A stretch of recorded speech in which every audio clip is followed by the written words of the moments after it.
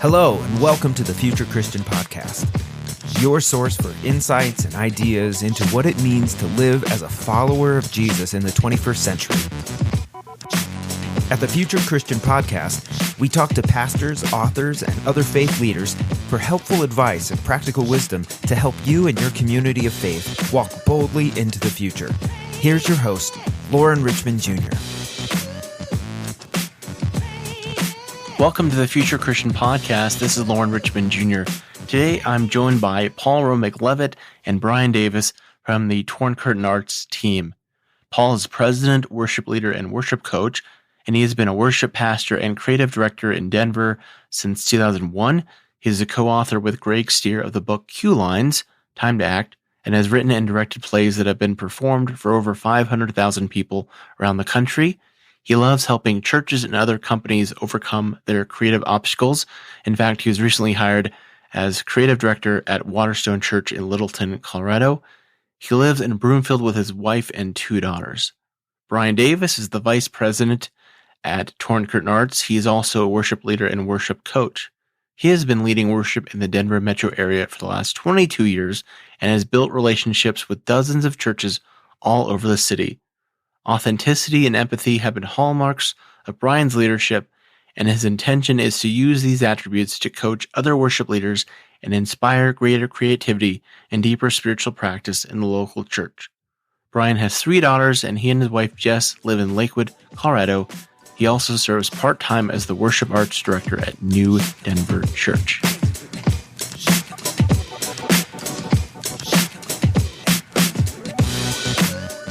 All right, welcome to the show.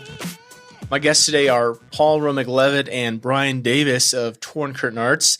This is your host, Lauren Richmond Jr., and welcome, gentlemen. Hey, thank you. Thank you for having me back, Lauren. Long-time listener, first-time guest. Yes.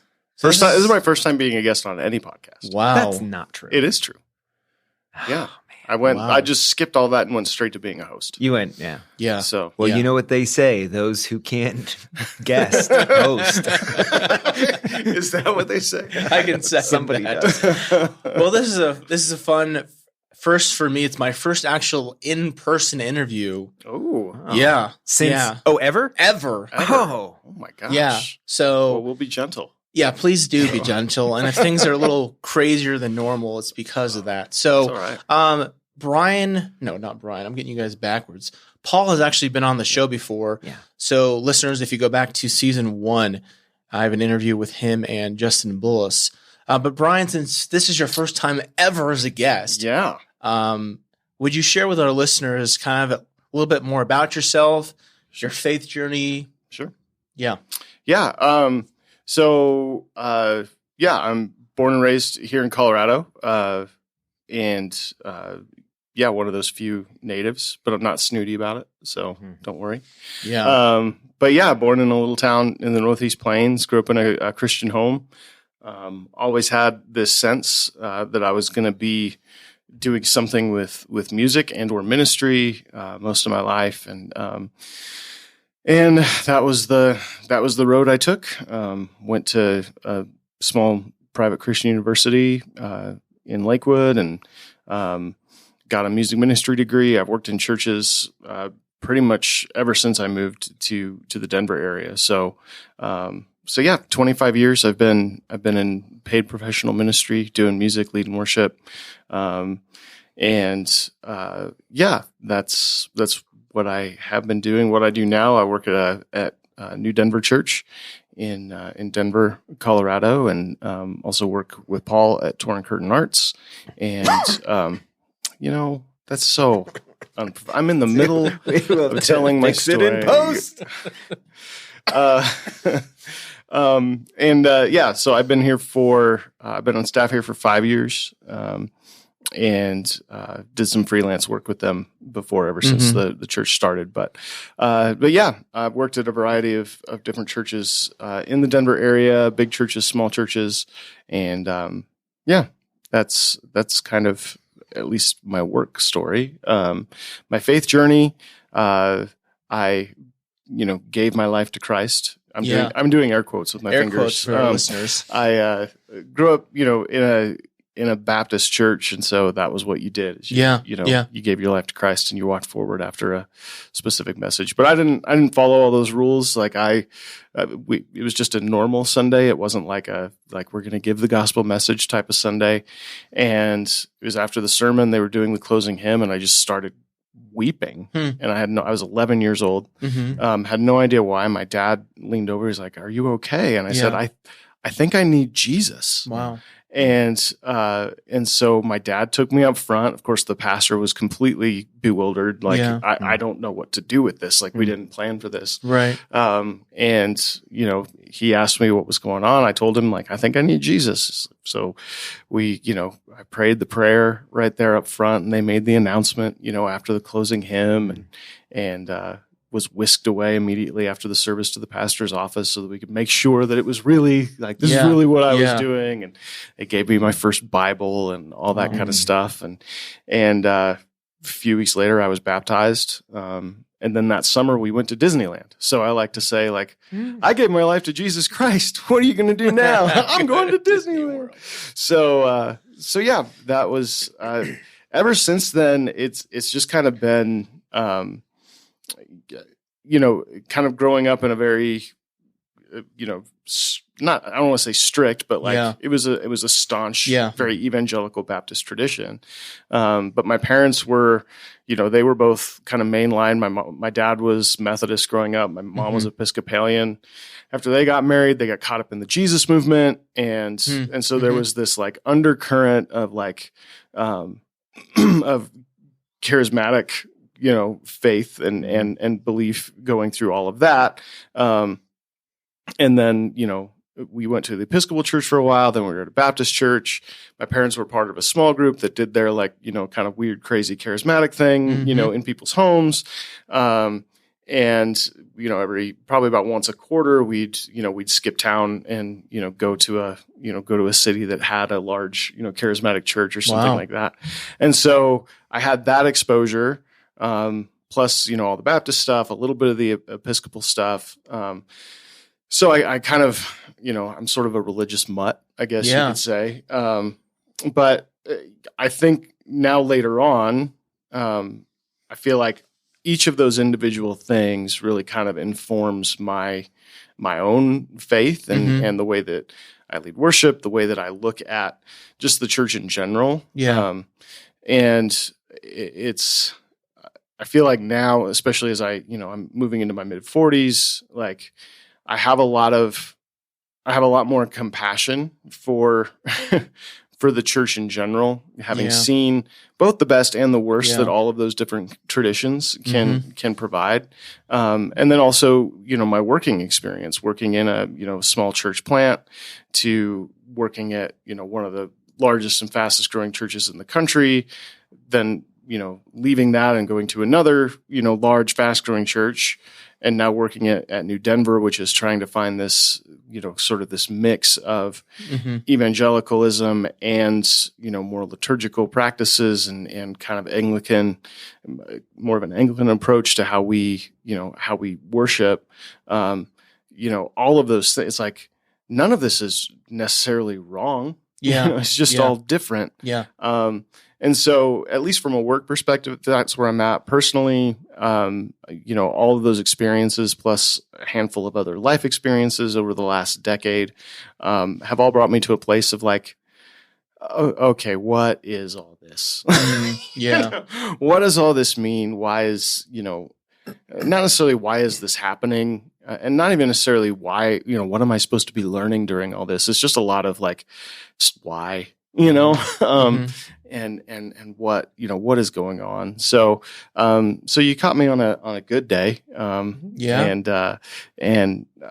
So I'm ready to talk about, church and ministry and the future of the church and all that kind of stuff. So yeah.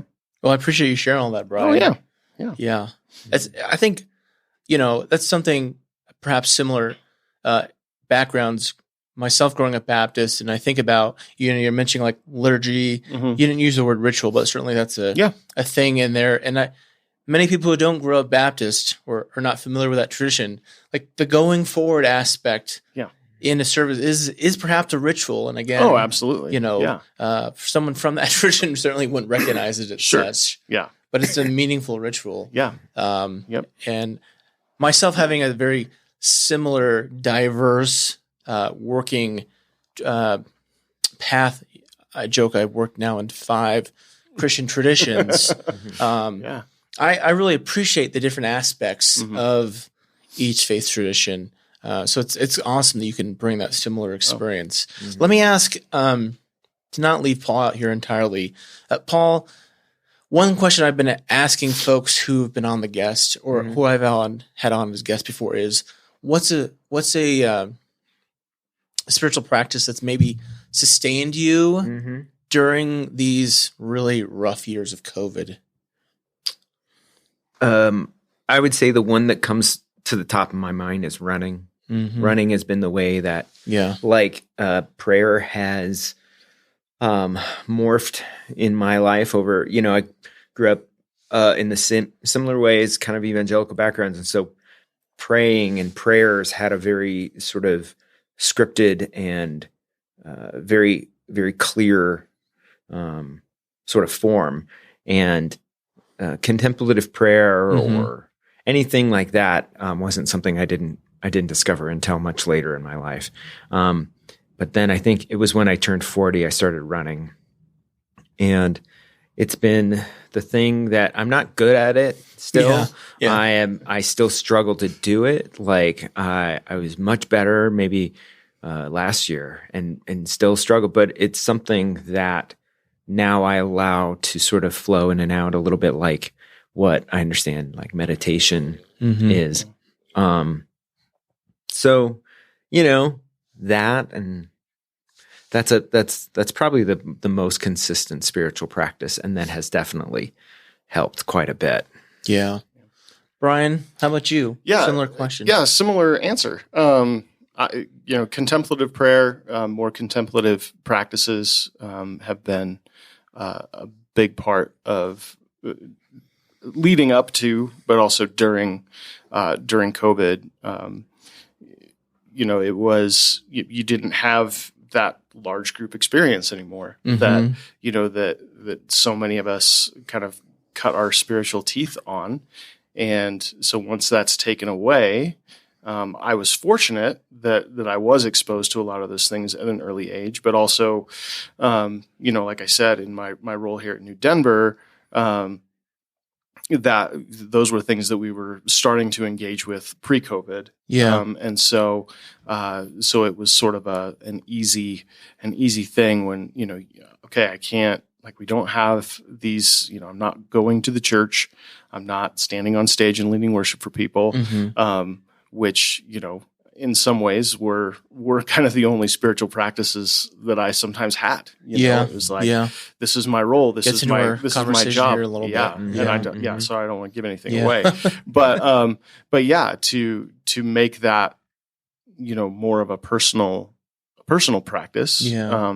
Things like, the examine, practice from Ignatius, that's become a big part of kind of how I spend those private times, and that sounded weird. That's how I spend those private times. I like to spend my private times with Ignatius. That's right. He visits only on Tuesdays and Thursdays. That's right. But that's been really helpful. But even leaning back into older prayers or like some of those scripted prayers or prayers that are written out. There's an app that I have on my computer called Universalis, which is it's a more kind of breaks down the year. It's a very kind of a daily, more Catholic approach to personal prayer and things like that. But sometimes when I'm feeling like God is far away, or I'm feeling like I can't quite conjure up the energy I need to say a prayer on my own, and just like off the top of my head, what am I going to pray to God? Like, is he even here right now? It's really nice to be able to lean on those prayers that are written out, or prayers that people have been saying for hundreds, maybe even thousands of years, and say like, okay, I'm going to say these words or I'm going to write down these words as an act of faith. Yeah. This is not like, okay, God, here it goes. Whether you're here or not, I'm going to say these words. And it's not like, trying to conjure him up or conjure up some magical thing. It's just, okay, this is in front of me. Yeah. And I'm gonna do this as maybe even as an act of will. Yeah. And so, things like writing out, the prayer of confession from the Book of Common Prayer, or saying that out loud while I'm alone in my room or something like that. Like those have been really helpful and a way to help God and others who are also saying those prayers, around the world, that's a way to kind of reattach to that closeness that we missed out on during COVID. Yeah, that's really good. Thanks for sharing that. I feel like we could have just like another 15, 20-minute conversation on like just the way that many in the evangelical tradition are starting like what's the word? Like re-recognize and discover, become more aware of, rediscover like some of these deeper liturgical traditions, which I think is cool to see. Yeah. But for the sake of time, let's jump into the conversation. So I want to kind of introduce this as like, again, I come from, or I guess presently, certainly I, grew up Baptist, independent Baptist, very conservative, very traditional, work in mainline Protestant context, which again tends to be very kind of formal and liturgical and traditional. And then of course, being on Twitter, seeing kind of a lot of the ex-evangelical movements, which probably you guys are familiar with and our listeners are too. But I saw this kind of lately, and I've been reading some books around clergy burnout and clergy issues. And the biggest kind of like thing that I was kind of like unsure how to talk about it was one is like the idea of performing as a pastor. So like I was recently reading this blog by this ex-evangelical, and she was kind of lamenting kind of the worship scene, which I imagine you guys can relate to. Certainly like over the last 10, 15, 20 years, and more largely so in, evangelical worship spaces or church spaces. But this kind of idea that like, it's all production, the band is just performing, there's no authenticity to it. And I've wondered like, what level of, because again, I think of myself as like a pastor, like when I'm up there speaking, like certainly there's some level of production or performance to what I'm doing. I'm trying to speak clearly, I'm working on my my pauses and the pregnant pause and, pronunciating well. So there's some measure of performance to it as well. But then we get into this issue of inauthenticity and is it all a show? So maybe first you guys can just talk about like, because you both have been in some pretty big spaces, I think, with some measure of performance expected. So why don't you guys first talk about, why don't you kick off, Paul, about kind of like dare to share and some of those things. And then Brian, you can share about your experience. Yeah, for sure. So I've been in several environments where I'm performing music or theater, but within the context of a Christian event. Yeah. And so because of the context, the type of performance is given a different kind of weight than if you were to just see it in a theater or if you would, or a school or something like that. And that's really because of how our brains are wired and tuned in to religion, into spirituality, and how those things are operating in the background. And so I wasn't aware of all those things when I was performing. I was a Christian kid who just loved Jesus, loved and knew I was a performer and just loved performing. But didn't realize the exchange that was happening. And so the exchange in terms of energy, the energetic exchange, that was, I feel like I was expending a kind of energy that I wasn't aware of. Yeah. And it went on for a long time. I've been in ministry for just about as long as Brian has, somewhere around the 22, 23 years of, and then as my faith is shifting and changing, and I'm starting to contend with seeing both the light and the dark side of that performance personality of me, then it really it starts to take a toll on relationships. It takes a toll on professionally, what I can do, what I can't do anymore. And it just, I don't think most people in ministry and pastors, they don't anticipate that. Yeah. I don't think anybody's thinking about those things. I mean, quite literally, I'm back in the game, so to speak, after being out of working for a church for a year. And like my first realization, like after a Sunday, was like, holy cow, that's exhausting. Yeah. Yeah. And it is because your brain is firing emotion on these emotional cylinders that, and I might be talking too much about the brain a lot. No, I've just been re-engaging with the nerd alert here. With the research from Andrew Newberg. If you've read his book, How God Changes Your Brain, name dropping. Yeah, gosh. but I highly recommend it. But it's fascinating when we talk about ritual, when we talk about the physicality that's involved in ritual, the rhythm that's involved in ritual, and the spiritual and emotional elements of ritual. Yeah. Like, they are ancient. They're as old as human beings, and those sort of things are active and involved in our brains. And I think when you begin to learn those things, when you begin to sort of like have a community that walks through those things, the awareness changes. And actually, I think that the level of stress, the level of wear and tear on it, I have terrible boundaries with the church. Right. So it's definitely been wearing on me. So I think that's definitely an issue. Yeah. So let's hang on to that. I want to come back to that, the toll. But Brian, talk about kind of your experience. Yeah.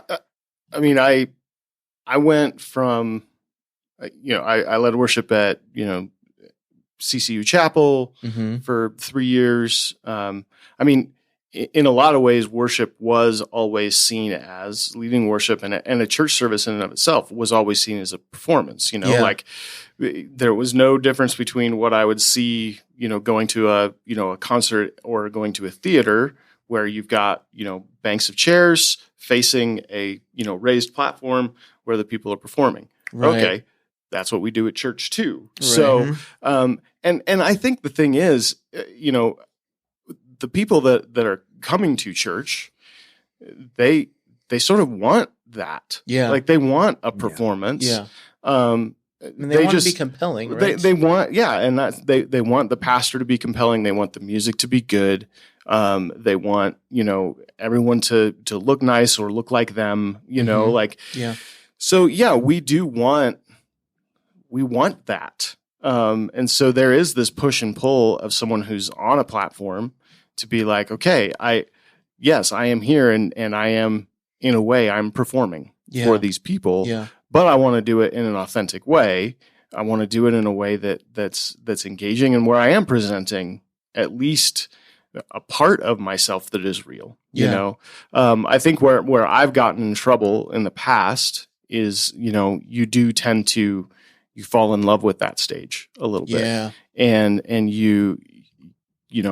this was my experience at the larger church. Should I just say it? Everybody knows. Just say it. When I worked at Flatirons. Yeah. For our listeners, Flatirons is probably one of the two really big mega churches, at least in Denver Metro. And one of the largest in the country. Yeah. And granted, I was there before it was sort of the behemoth that it is now. I was there in sort of the growing up phase. Or as I used to tell people, I was there when Flatirons went through puberty. And puberty does not look good on anybody. Right. It was a very knuckles. Very odd. Hair was starting to pop out of places, and we're like, where did this come from? And so at first, it was, it was just the very first time that I led there. I wasn't on staff. I had just been asked to come in, lead worship as a guest. And I didn't have any qualms about just showing up and saying like, yeah, this is me. This is what I do. This is how I lead worship. And I was able to retain that for some time. But after a while, it does start to, the more kind of performance pressure that's put on you. Yeah. The idea that like, okay, so you did great this weekend.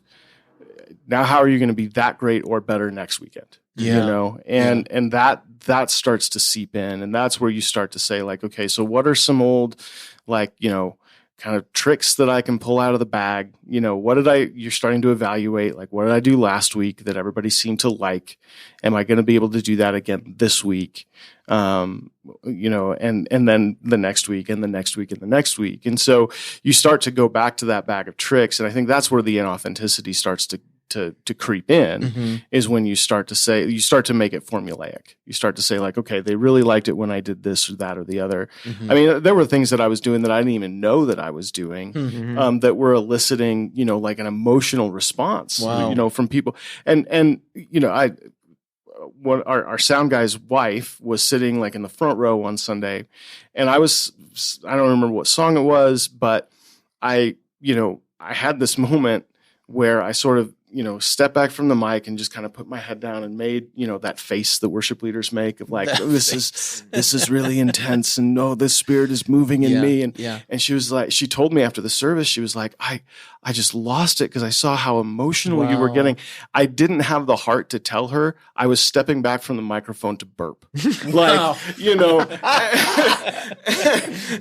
and so it's, it's that kind of thing where it's like people see somebody on stage and they think like, okay, this person is in charge. They know what they're doing. And, they're being moved. That moves me. Yeah. And so there's this power that comes with it that I don't think any of us ever asked for, but it's there. Yeah. And so just to go back to the original question, like worship is like everything that we're doing on that stage is a performance. Like it always, I think it always has been. You look back at like the Old Testament, like all that stuff that they're doing, these beautiful structures that they're building, the garments that they're crafting, like, like they're standing up and they're singing these things and they're saying these prayers and they're doing these rituals. They are performing those things, and there's a lot of pomp and circumstance around it. Yeah. And so in that regard, yes, do I think that God wants us to bring a beautiful performance to him when we come to those spaces in worship? Absolutely. Yeah. We've somehow combined that, unfortunately, with our culture's notion of what a beautiful performance is. Yeah. And so and that's where I think, again, a lot of that inauthenticity starts to creep in, and we're like, okay, how can I conjure something up here that's going to make somebody have that, have that sort of response that my friend's wife did, even though like I wasn't crying, I was burping, So yeah, I think it's a slippery slope. I do think that everything that we do when we stand on a stage is a performance, but it's how we offer it and how we are expressing it internally and personally in those moments that makes it authentic or inauthentic, and the response that we're trying to elicit. Yeah. What just makes me always amazed and grateful for is that person, the sound engineer's wife, was having actually a real moment. Yeah, well, absolutely. A real experience. Yeah. And Brian was trying not to burp at the same time. Right. And so it was something else happening. A lot of other factors. And I'm just like, what is in that moment? Yeah. It's just amazing. And I think that's what a lot of people lose sight of, especially in those bigger environments. One of the things when I worked at Flatirons is everybody, and still to this day, there are some people that I encounter who find out that I work there, right? And they want to know, like, what's the secret sauce? Yeah, like what's the thing that they're doing, right? Because we want to point at all these, like, well, it was the secular songs that we were doing to draw people in, or it was the lights, or it was the the great sound system, or whatever that was. The thing is you could ask the people who were coming, especially in some of those early days, like, what is it? Like, when did you realize that this was your home? And not every single one, but I would say 90% of the people that you ask, they would say, I don't know. The second I walked through the door, there was something about this place that seemed so real. And so that there is something that's happening on another level before we played any of those songs and wowed us with all of our production and our performance. Before we did any of those things, the Spirit was at work in that space. Yeah. Drawing and speaking to these people before any of that happened. And that's something that would frustrate me when we would spend hours in a planning meeting trying to figure out, okay, how do we, this transition has to be right on and this thing has to happen and all this kind of, it's like, whoa, wait a second. How many people are actually even noticing all that stuff? Yeah. Because we lose sight of that thing that's happening on that other level, or we'll make, we'll sort of, pay lip service to it, like, oh yes, we understand, like the Holy Spirit's at work, God's doing something here. Great. How are we going to make it? How are we going to make it awesome? Yeah. I mean, I think, again, I come at this from a pastoral perspective where I think about, like, there's sometimes you preach a message and you're just like, boy, that was rough. Yep. And someone comes, you're like, oh man, Lauren really spoke to me. And you're just like, what are you talking about? Right? Yeah. But going back, I think it's interesting that you guys are highlighting kind of two aspects of this. Paul, you're speaking about kind of the toll that it can take. And then Brian, you kind of highlighted, at least as I heard it, falling in love with the stage. I think you guys should have on Chasing Sunday Chuck DeGroat, who's done some great work on narcissism in the church. Because certainly, I mean, that happens. That connection, that would be awesome. That happens on both sides, really. If we think about, again, someone, the preacher or the worship leader, so to speak, that can happen, I imagine, to both sides. Certainly we see it happening. But let's kind of dive in. So I've been reading a couple of books here on this, and I can't remember both titles. One is called Stuck. Another, I think, is just Clergy Loneliness or something like that. But they both kind of touch on this issue of inauthenticity. And one quote here is that pastors must have the ability to express who they are. But then the authors kind of say it may not be in their own church. So what do you guys think of that, Paul? Because I know you're talking about kind of that toll. Yeah. Like, and that's something that I was reading about again and again, these pastors like feeling the toll, being like, I'm not being who I am in church. I'm not being who I am. Yeah. Well, and I do think that is a piece of it, is if they even feel like they can be like 90% of themselves at a church, they know that there is a chance that 10% is going to slip out and somebody's going to see it. Somebody's going to hear it, or they're going to set it the wrong way or whatever. And then it could be a career ender, whatever it is. But so there is that's what's called psychological safety, right? That's what businesses talk about. When you don't feel like you have the safety to make mistakes, then you're going to be not at a place for long. Now, I believed, I had this thing in my head that was like, the church was going to be sort of like the place that would never hurt me, because it was like, it was, it was God's people and love was going to show and all this sort of thing. Now, it didn't last very long, but at the same time, there's like this dream, I guess, in my mind that's just hoping that this is going to be the case, when in actuality, if I don't settle, or not settle, if I don't accept, I guess, maybe settle or accept, the fact that I'm not going to have that, I'm not going to actually have the freedom or peace that I really want, because I'm living in the fantasy, you know? And so you just mentioning like, hey, you may not find your community at the place you work. That's not terrible. You can go to work. You can offer yourself as authentically as you can. Often Brian and I, we worship lead in a bunch of different churches. And often we'll go, what can I affirm here? Yeah. What can I say? Yeah, I love that. And what things do I just have to go like, that's okay. I'm not engaged in that. I'm not involved in that. It always makes me feel a little bit like I'm rationalizing or whatever. But at some point you make these decisions you've made the decision for yourself to be healthier. Yeah. You're just kind of like, but for me, I know I have to make this decision or else I'm going to be I think that's a good distinction because, again, many of my listeners work again in mainline Protestant contexts, going to quote unquote liberal seminaries, and then working in like these older, rural mainline churches that the congregation is often very conservative. And it's kind of like this, like, whoa, how do I be myself when I can't like preach on social justice every week? Right. So Brian, I want to hear from you kind of about, not that you are a narcissist by any stretch. Oh, trust me. We don't have to answer that question. Probably am. I don't know. No, you're not. How do you advise someone who's like, man, I feel like if I'm being a performer here, I'm just like, I'm not being who I am, or I'm being self-aggrandizing. Like, I don't know if this is a great example, but like my wife has a good friend who's, interestingly enough, like followed me to like 2 different churches. And I remember like the first time she came to church with my wife, she's like, who is that person up there? Like referring to me, because she's like, he's such a different person on Sundays. Again, getting to your point you made a while back about like we're all kind of performing, and I know like I need to bring another level of energy and enthusiasm and excitement to that Sunday morning experience, which my mainline friends are going to drive that.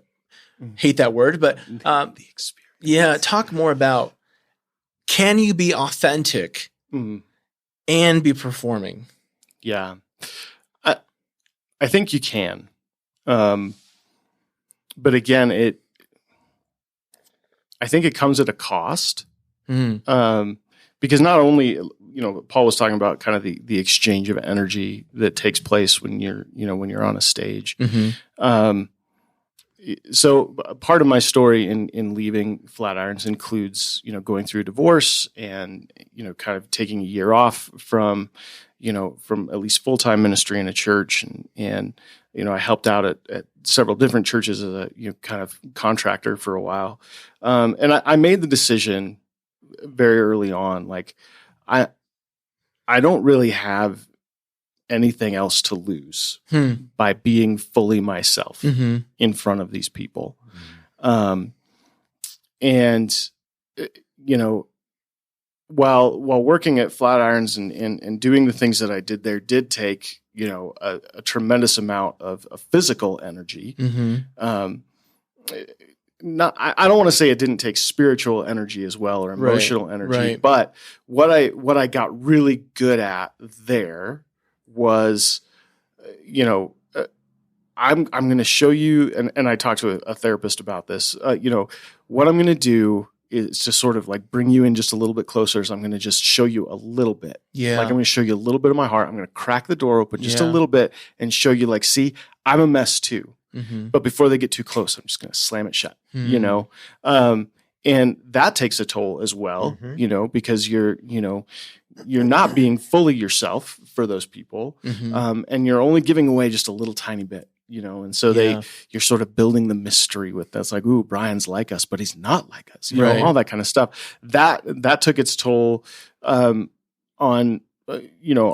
my married relationship. Absolutely. Yeah. Because it's hard to differentiate between doing that from the stage and doing that in front of the people that you love, Yes, and so next thing you know, it's like, okay, so I've learned how to do this really well, so I'll just do this with everybody. Yeah. So I made the conscious decision after I left there, and it was going through just this train wreck of a period in my life where I just decided, like, you know what? I'm not going to do this anymore. Like the people that I stand in front of and lead are either going to get all of it or they're going to get none of it. And what I began to discover is that is incredibly liberating, but it's also exhausting in its own right, because any time, and not to get too like there's devil behind every corner type of talk, but like what I was finding is I'd get up in front of a congregation and I would lead worship that way. And not that I would get up and just vomit all my stuff, every single time that I led worship, but I was very open, like, hey, I'm going through a rough time right now. Yeah. And the thing is like, just statistically, with what I was going through, half the people in that room were either going through it or will be going through it or had been through it at some point. And so it's like, there was an instant kind of connection there, and they felt it. I felt it, but I also felt that it opened those Mondays after those Sundays. I would feel so low. Yeah. Like I would feel like, why did I say all those things? Why did I open myself up in that way? And so it was a different sort of, I would always talk about, a lot of Monday mornings when I was leading worship in bigger churches, kind of that Monday morning hangover. Yeah. It was a different sort of experience. While one was like, I was physically and somewhat emotionally exhausted. I was emotionally and spiritually exhausted. Wow. Because I had spent all of this, like I'd poured it all out, and I was doing that like almost every week, and I was just so tired. And so I think that there's a risk in doing that. I'm meandering all over the place. In order for a pastor to be able to really get up on stage and be their authentic self, they have to know that they're safe. And I don't feel like the church is notorious for shooting its wounded. I mean, again, sorry to cut you off there, but again, I'm thinking again in my context of like mainline pastors. Sure. Again, many mainline churches are older white. Right. A lot of folks coming out of seminary, at least in mainline contexts, are often non-white, non-male. May not be, may not identify what's the word on the binary, so to speak. Sure, yeah. So again, there's some great risks of absolutely showing up as your whole self there too. Oh yeah. So, but there's like a currency. Just from my experience in the audience, I remember, Brian, when you were releasing the album that you recorded, Begin Again. And I went to go see one of your shows, and you performed that song. It was that really vulnerable one. Do you know which song that was? I'm not joking. Was it Drunk? Drunk. Okay. It was that one. And it was different in that moment because he did what he just said he did. He was like, I'm really going to do it. And there's performance, but there's authenticity in it. And the audience just magnetized right to it. And me too. And I was like, and I know him, but I know he's good at what he does. And I can see this. And I also know as a performer too, I was like, oh, that cost him. Not going to have much left. And that's what in some respect, that's what we love about every performer that we see is that they've opened a vein and they've bled for us.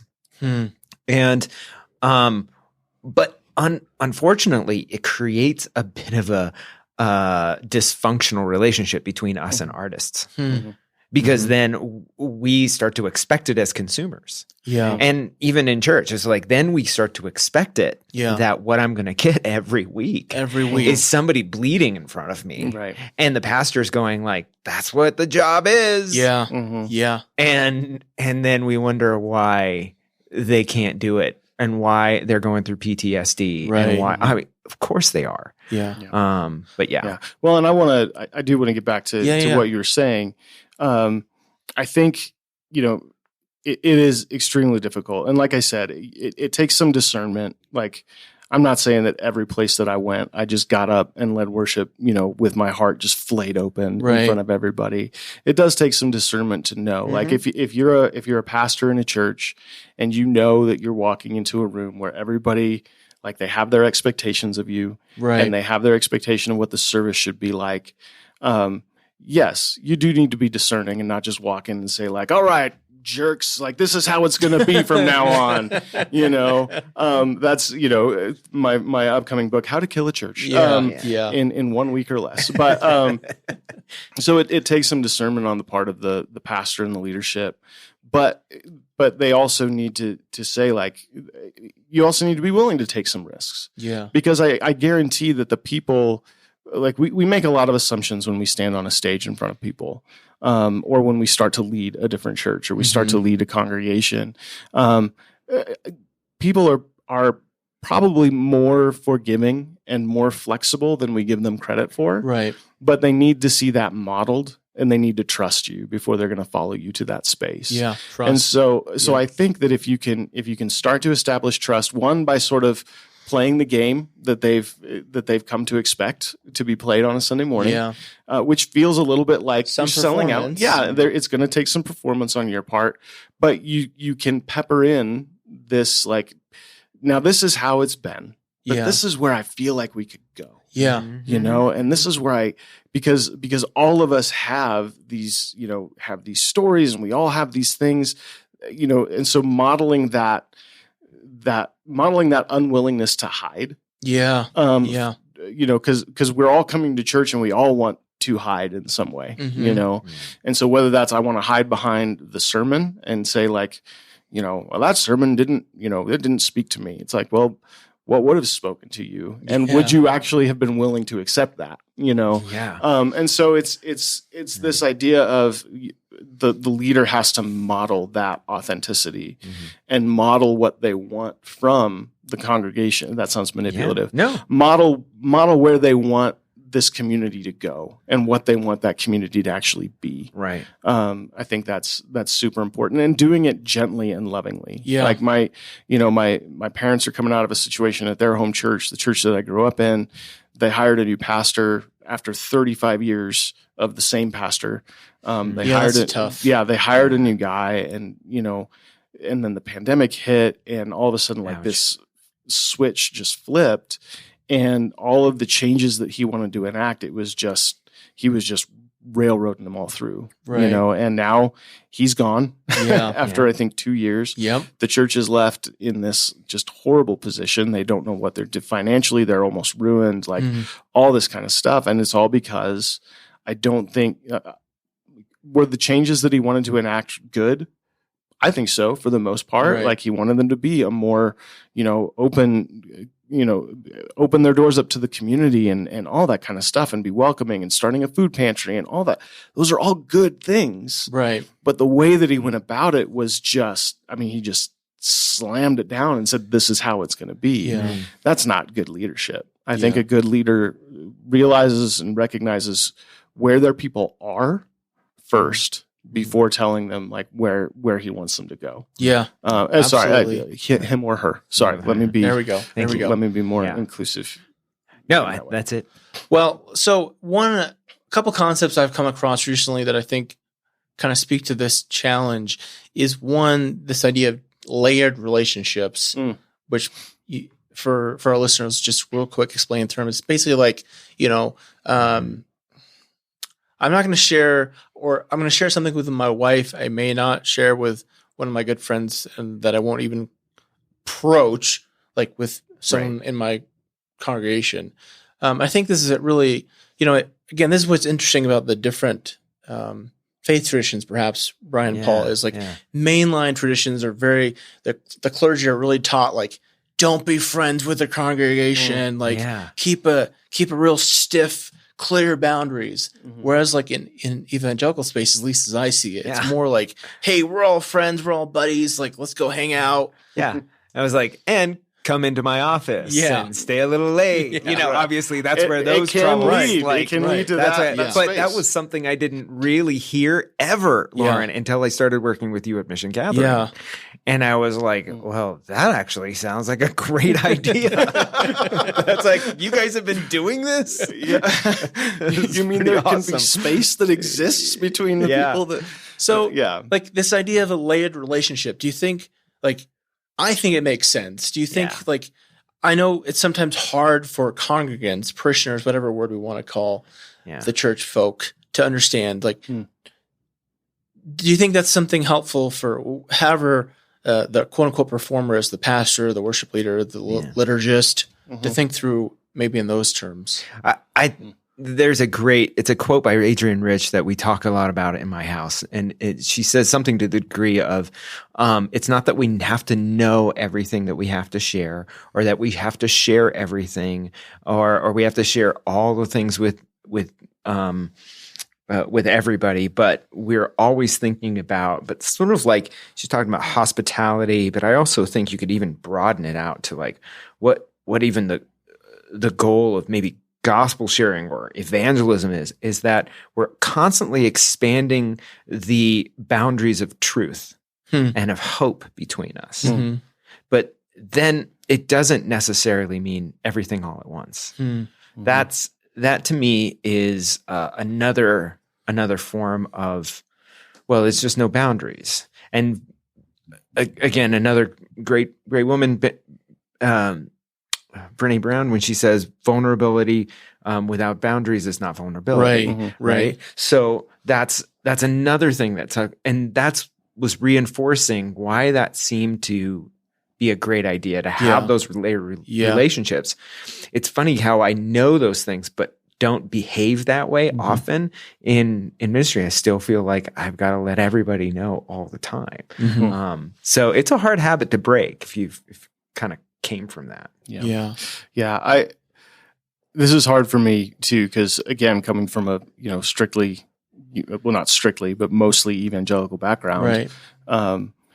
It is like Jesus was friends with everybody that he, Right. that he came across. Like we should be the same. Like, so let's all dive in and be as close as we can to everybody all the time. I do think that there's some faults to, kind of that model of, the pastor shouldn't be friends or have close relationships with anybody in his congregation.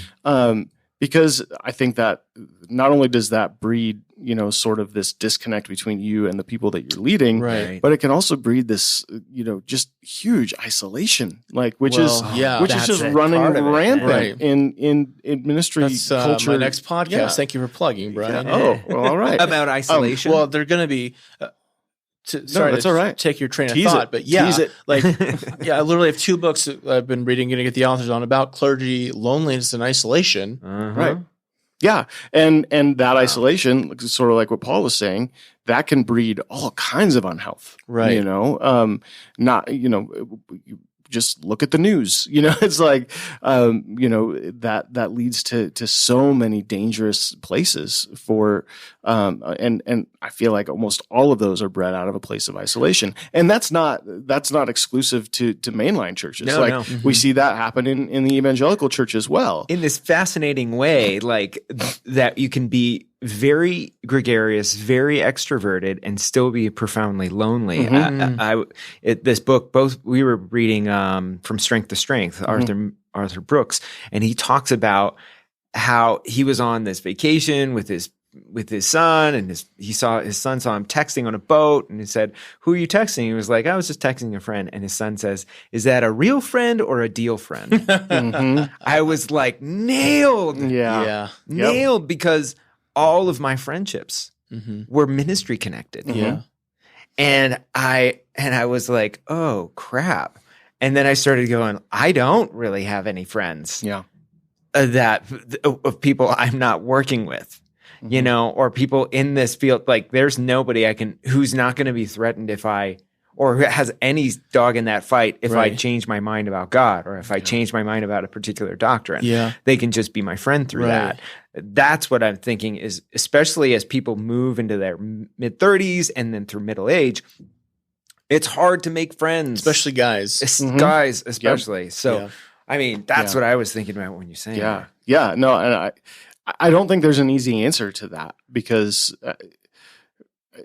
it's just, maybe it's because I've just never done it well.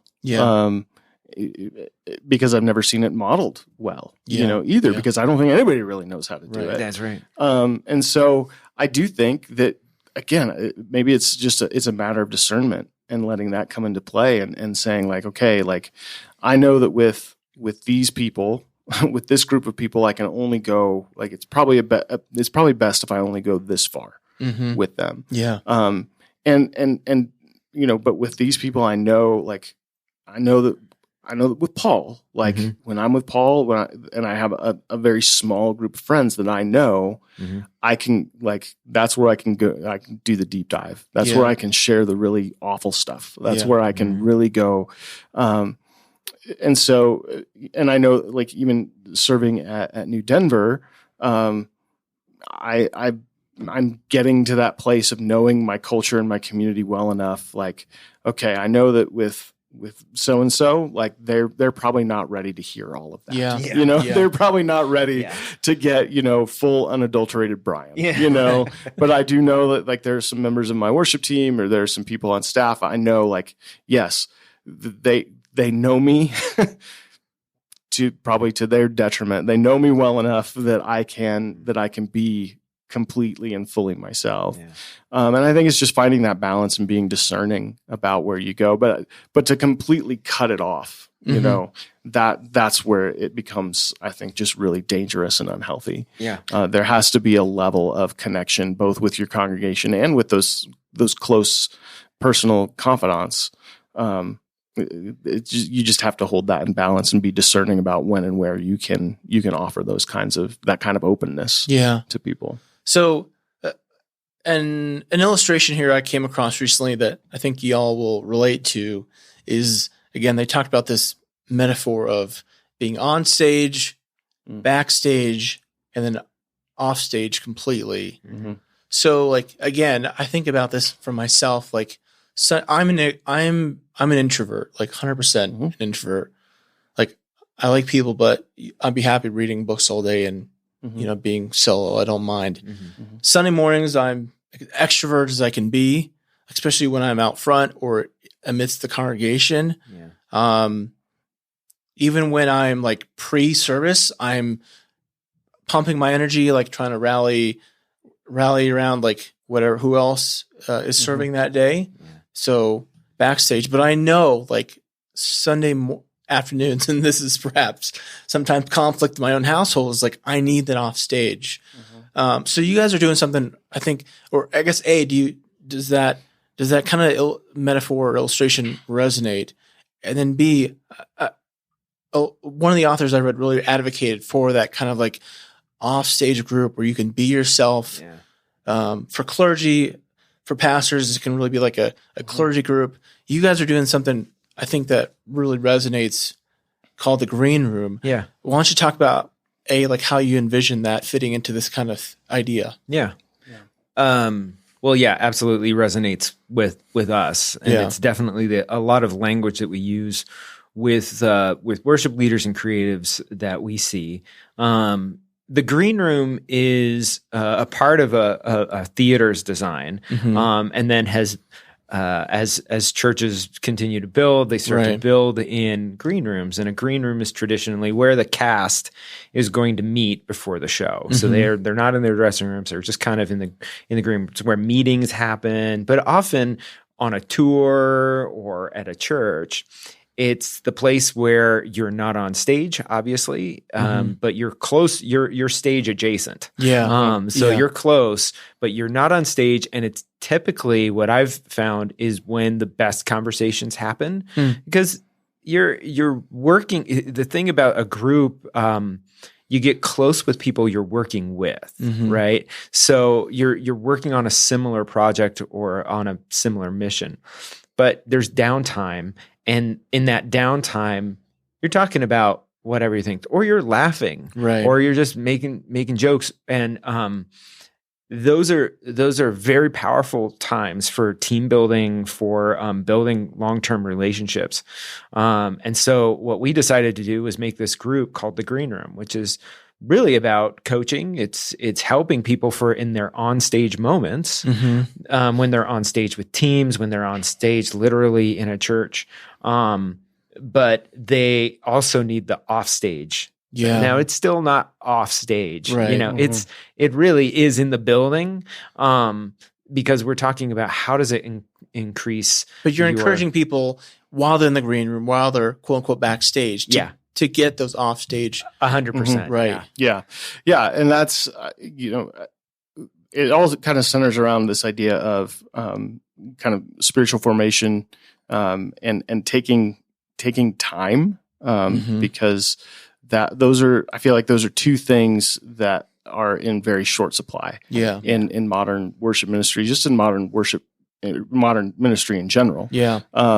Is that, we have, a world of conferences and books and resources and online things that the people can go to for, a weekend or for, 3 or 4 days midweek. to kind of get your batteries recharged and find out some cool resources and find out what that, the cool big church down the street is doing and all that kind of stuff. And all of it is very practical, and all of it is designed to make, your Sunday morning service, look and feel and sound great, right, and all that kind of stuff. But when it comes to spiritual formation or your spiritual health, that's, oh, by the way, there's a book for sale in the lobby about that. Or we'll have a breakout during lunch that you can go and talk to somebody about that. And so what you have and what we have seen is, worship leaders, pastors who are, they're able to pull off a great event, or a great experience, to make your listeners angry, a great experience on Sunday morning, but they go home on Monday and they just feel dead inside, and that can only happen for so long. Yeah.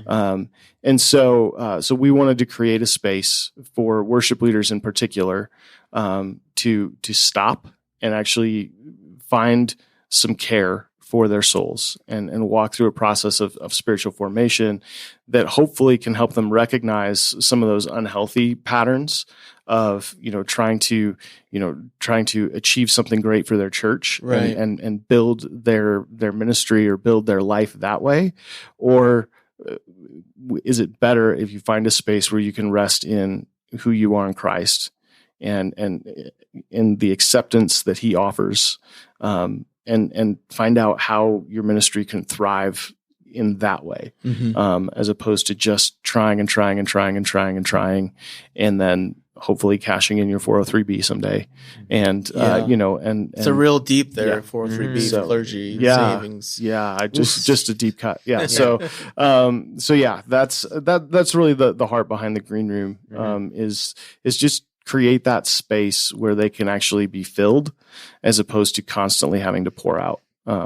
And that's where, I mean, Paul and I both had been in that place of, I was introduced to this concept of I think it's Bernard of Clairvaux who talks about like, we are to be reservoirs, not canals. Yeah. And a reservoir allows itself to be filled, before anything is sort of offloaded or, kind of poured out of it. As my model for ministry was, you're a canal. God will pour it into you. And then as soon as it's there, you're pouring it out into somebody else. Yeah. And that's just an exhausting way, not only to do ministry, but to do life. And we get to this place where we feel like, running on a quarter tank actually feels full, but we're just constantly filling it partially because we're always pouring it back out. Right. So, so we wanted to create this space for worship leaders, maybe someday for other people in ministry, worship leaders. That's who we know. That's what we are. Right. But I feel like this is something that so many in the church could benefit from, just because we can't continue this way, or we're going to continue to burn through people in ministry. Yeah. So you named two things that I think that really speak to some of the challenges we talked about earlier. Is like time, like Paul, you talked about the toll. Brian, you talked about the toll and the cost. Like with that toll, with that cost, you need some time to kind of like recharge your batteries, and then you need some spiritual formation to not feel like you're just selling your soul every week. Yeah. Let me ask one more question, and then we'll take a break here. What advice do you have for pastors, like for non-musicians who are like, hey, I want to improve at my craft, but I don't want to feel like I'm just like out there performing? Oh, like improve in the craft of perform. Like, can it be both? Can I be authentic and performing kind of thing? My recommendation is take an acting class. Oh, yeah, definitely. Because the thing about, as acting evolved like this, right? Okay. In Greek times, they spoke from behind a mask. That's where we get the word hypocrite. That's Hippocrates was the actor who spoke behind a mask.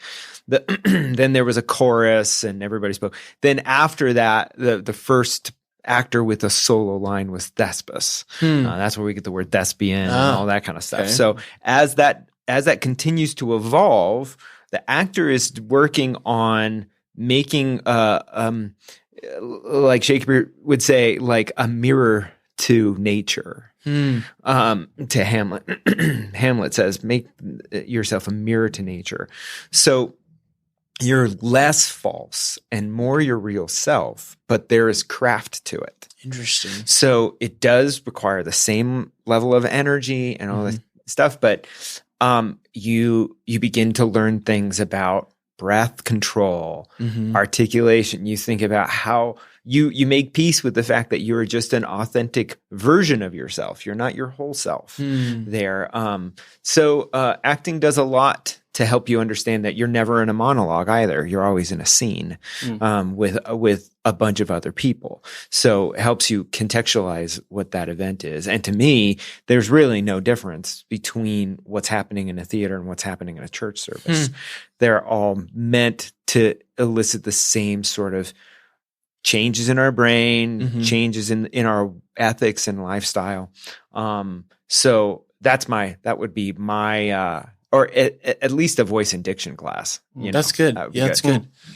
Brian, for you? Yeah, I don't know if I have any like specific resources. I mean, yeah. And I had a thought in my head and then it just left as I thought about how smart Paul is. Hey-yo. I'm just so intimidated. I am. Yeah, I think, well, I will give a resource, a book that I read years ago by Larry Crabb called The Pressure's Off. That was hugely helpful for me in just like, you don't always have to be the guy or the gal that's on all the time. Yeah. Like it's okay for you to have, an off Sunday, it's okay. Like none of this is going to, like, the world's not going to end. Your church isn't going to, shutter its doors because you didn't exposit, Luke really well that day, right. So try to take the pressure off yourself a little bit. And there can be ways that you can do that even within your service. This isn't as much of a problem, I feel like, in mainline churches, at least in evangelical churches it is, where like the sermon is the high point. Right. Yeah. Like the sermon is the thing. Right. It doesn't have to be that way. Like lean into your team, lean into the people who are around you.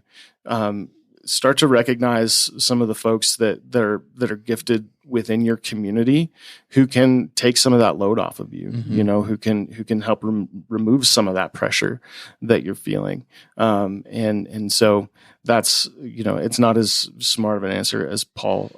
But yeah, I mean, take the pressure off yourself and just rest in the fact that like you're already there. Like you're in your church. Yeah. Like this is where you are and it's fine. Yeah. It's not going to be the end of the world if you have one kind of off day. Yeah. So, yeah. I'm thinking of, before we wrap up here with a break, I'm just thinking of, you guys use the illustration of the green room, which again is being very foreign to some mainline folks, but in many mainline congregations that will have like a, what they call like a pastoral relations committee or a pastor parish committee or different acronyms, which I think could be like a quote unquote green room for pastors. Sure. Like a healthy one of those groups, like you're going to be a little bit more authentic, you're a little bit more honest. Yeah. And they can kind of help you advocate for when you're back, quote unquote, on stage or on chancel. Well, let's take a quick break. Again, my guests have been Brian Davis and Paul Romig-Leavitt. Let's come back with some closing questions. All right, we're back with Paul Romig-Leavitt and Brian Davis. So, guys, this has been some fabulous conversation here.